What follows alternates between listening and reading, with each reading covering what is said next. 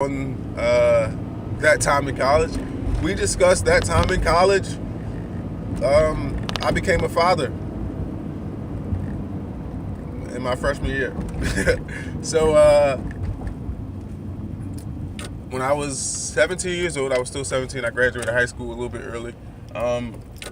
When I was 17 and graduated high school, maybe 2 or 3 months before I graduated, I found out that my now wife, woman I've been with for the last 16 years, my now wife and then girlfriend had become pregnant with our first child.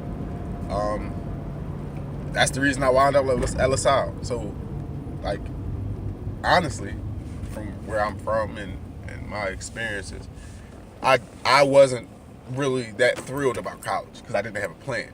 So I knew that in my head I wanted to be rich and I wanted to do all these amazing things. I wanted to have this amazing story and rise to riches type thing. But I didn't know what it was I was going to do.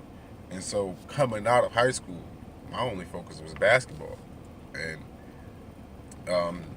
I wasn't on no recruiting list or none of that. I had a couple opportunities to pursue basketball. We'll get into that another time. But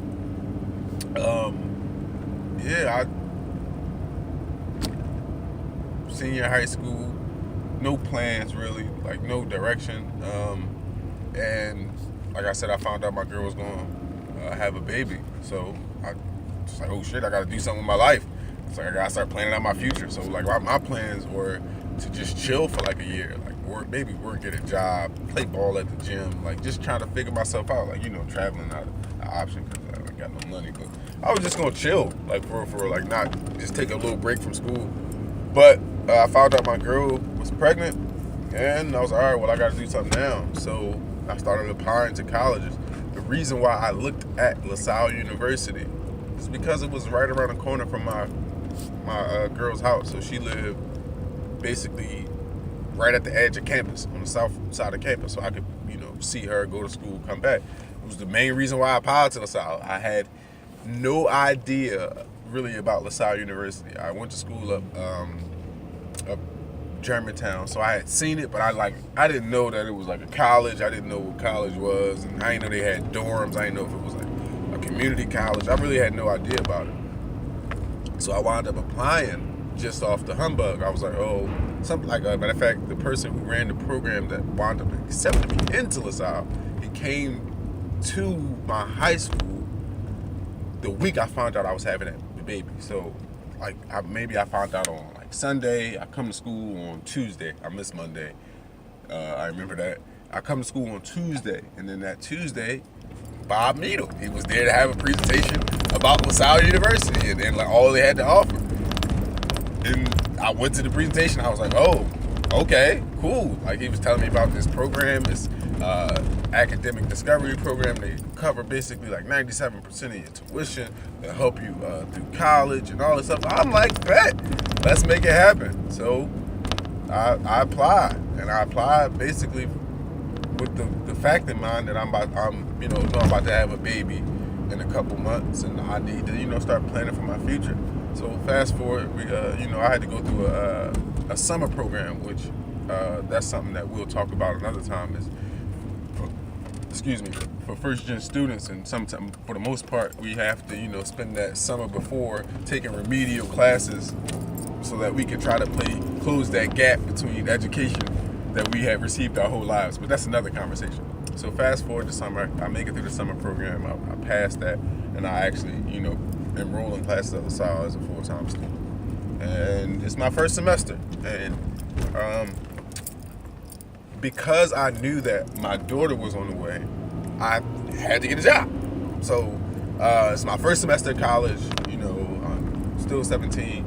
But it's also I also wound up getting my first job ever, which happened to be UPS at the airport, the hub, overnight. So just to say the least, I didn't have the most productive semester I could have had. I wound up really struggling to balance it all during my first year of college. So in a in a lot of ways, because I was working overnight, I was just, tired. I was coming to class. I was coming home 4-5 o'clock in the morning and leaving out for school at like 3. I mean like 7, because I had to be to school. I had to be in class at like 8 o'clock. So I'm still commuting. I'm trying to balance it all, and I'm just overwhelmed. And it was the end of the semester. So I go through the whole semester. I'm working. I'm trying to save up some money because I know my daughter's coming. I know she's gonna need some stuff. And I'm in college. It's my first semester. It was a struggle. It was,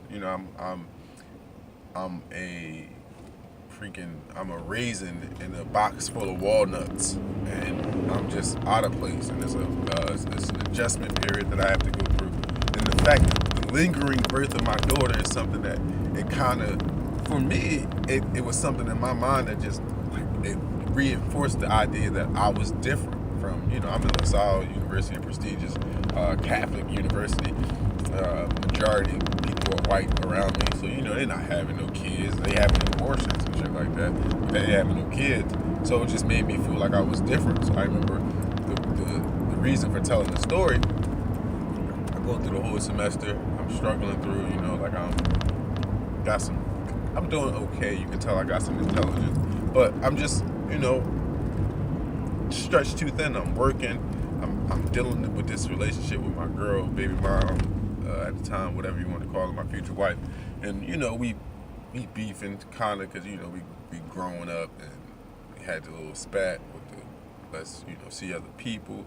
She got pregnant. It was just a whole bunch of madness. So the semester was just like a wash, to say the least. And then I remember like it was yesterday, man, December 16th, 2005. So my daughter was due on December 9th, 2005. Now, if you ever had a baby, 7 days after your due date, they tend to induce labor. So my daughter was due on December 9th, 2005. She didn't come. So they set up an appointment for my wife to come in and to get her labor induced. So that was on Thursday, December 15th. Right, yeah. Thursday, December 15th. Because I remember this. I had a calculus final that day. So I had my calculus final. So I went to school. I took my calculus final. And, like I said, I had an overnight job. And I was struggling mainly in 2 classes. It was my calculus class and it was religion. I just wasn't feeling religion. I'm going to be honest with you. I just wasn't doing my work. Now, calculus was kind of hard. And, I needed more study time to just kind of be able to practice it. Because in high school, you're doing the same math every day for like a month. So, you get it eventually. In college, the pace is different. So while like I'm good at math, I'm not going home and practicing and studying just to get it down pat like I would be in high school, and to feel comfortable with it to where I'm able to play with the different formulas and equations and stuff like that, just knowing that different stuff. So I remember I take my calculus final, and I knew that my girl had her labor inducing schedule. So I go home. I go right home. My girl is at my mom's house, and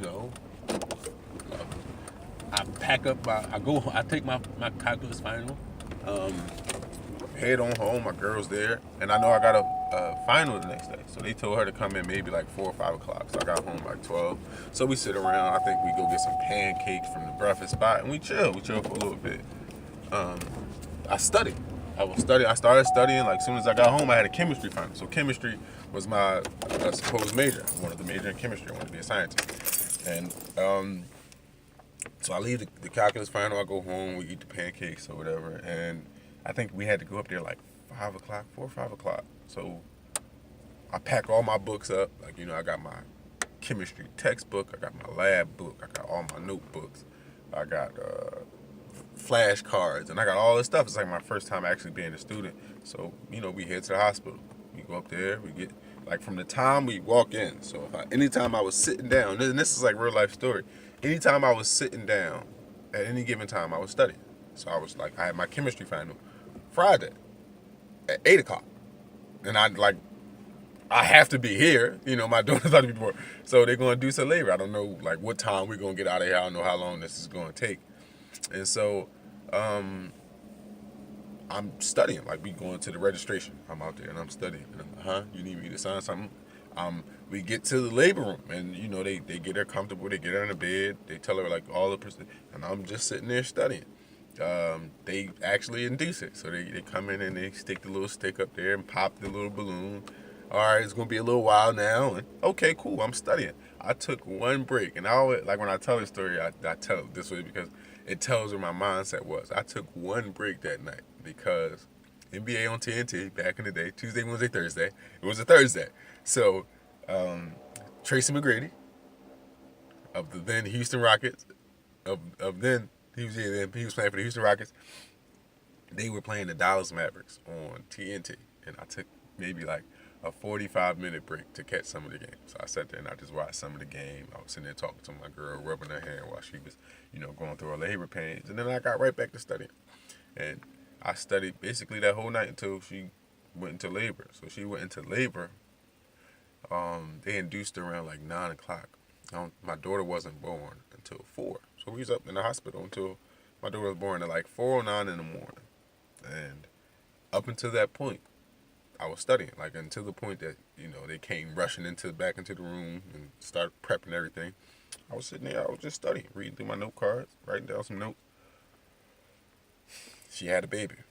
That was one of the most traumatic experiences I ever seen for any young man.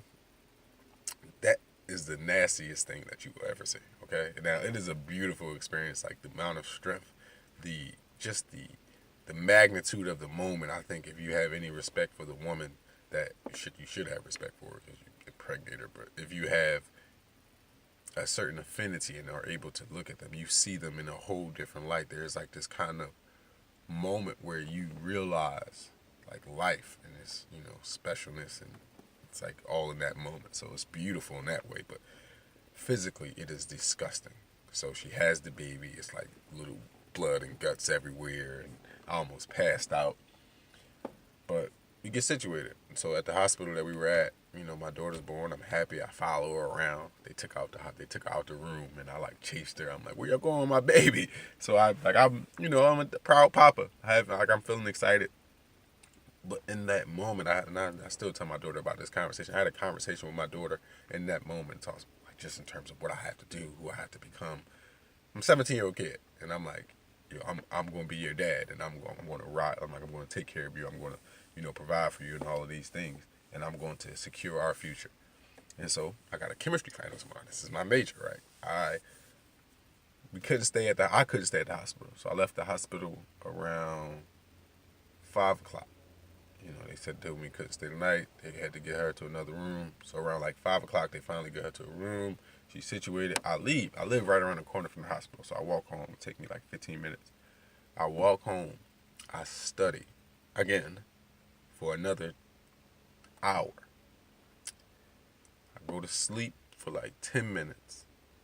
And then I go and I catch the train to my final. School was only like if I could get it on a good day, I could get there like half an hour, 45 minutes. So I left out. I studied all night, all morning. And I wound up being 10 to 15 minutes late. Like, I kind of overslept a little bit. I was tired. I was exhausted, rightfully so. So I wound up being like 10 to 15 minutes late. And this is the point of the story in terms of first-gen students, minority students too. Specifically, but I get to the school about 10, 15 minutes late, and I walk in, and I remember this, like Professor Geddes, he's sitting there, he handed out the test, he's like, "Yo, what's going on, why you late?" I'm like, "Oh man, I just had a baby." He's like, "No you didn't just have a baby, your wife did, you should have been on time." And I was just like I was taken aback, and I was just like, "What, nigga, like, what the fuck is you talking about? Like, yo, my child was just born. I wasn't going to miss that." And I wasn't going to like get into the argument because my personality was just like, all right, well, fuck that thing. For real. Like, I was just like, "Oh, say word. All right, cool." So I went up, like, I was out of there in like 15 minutes. I ain't even going to lie to y'all. Like, I'm one of the people, if I take a test and I don't know some shit, I'm not sitting here for no half an hour to not know it, okay? So if I get in there and I know what I know, I'm going to write what I know. I'm going to look at and see if I don't know what I don't know and something I could guess at, but I'm not standing there no longer than I have to be in there. So I went in there. Test was pretty straightforward. I wound up with like a C plus on the test. Probably should have studied more, probably could have did better. You know, I had a couple of factors into that. But yeah, I remember that experience was something that stood out to me so much. So not only was it the fact that I was having a child that would make me stand out, but just the reception of it. So I'm thinking that I'm going to get some type of sympathy, some type of, and it was like a hard lesson to learn. And I didn't need anybody's sympathy, but I'm thinking that that's what's going to be like. Yo, I'm trying. That's how I feel. Like as a first gen student, you feel like there's supposed to be like this red carpet rolled out for you because you trying. It's like, yo, you see everything that I'm coming from. Like I'm trying to improve. Help me. Like, yeah, I made maybe a mistake. I'm not gonna call my daughter a mistake, but you know, yeah, I didn't do things the typical way people doing, but I'm trying. I'm in class. I'm showing up. I'm, you know, filling up my FAFSA forms. I'm going through every loop and hole that you have put in place to go through this. I'm going through it, and I'm not complaining about it. I'm just, you know, I don't know. I don't know anything. And so as a first gen, that was one of the most prevalent feelings that I felt was that, yo, I'm trying, bro. Like, what the hell? And so from that experience, so like I said, I take the test, and nobody cares. So more of the story is nobody cares, B. Like, yeah, it was my fault that I was having a child, of course. Like, you know, I take responsibility for that. But after being in college for 4+ years, being around so many young adults in an intimate setting, I realized that that's just not by chance. Okay, like there is a slim difference between me and everybody else. Whether it be, it's not that I was having more unprotected sex than my peers. It's not that I was being more reckless than my peers. It's just a matter of chance. Like some people get pregnant, some people don't. Some people are ovulating at certain times, and certain people don't. And I don't believe in coincidence. So every child of mine that is here is meant to be here, and that's another conversation that we'll have. But that was the reality. Was that, you know, like as a first generation student, these are issues that are going to be singular to me, and is not everybody's going to be able to relate. And so, you know, culturally, abortion is like taboo within certain black communities, within religious black community where I come from. So, you know, I didn't have the luxury of having the money to afford an abortion. So these are the things that I'm thinking about, like, well, why are people looking at me like I'm different? Like I'm telling this dude I'm having a kid. And that was just one of the experiences, man, that just separated it. So that's it for the day, man. I gotta get in the house. But episode 3, man, that time in college, I'm gonna post this joint. Y'all get at me, holla at me.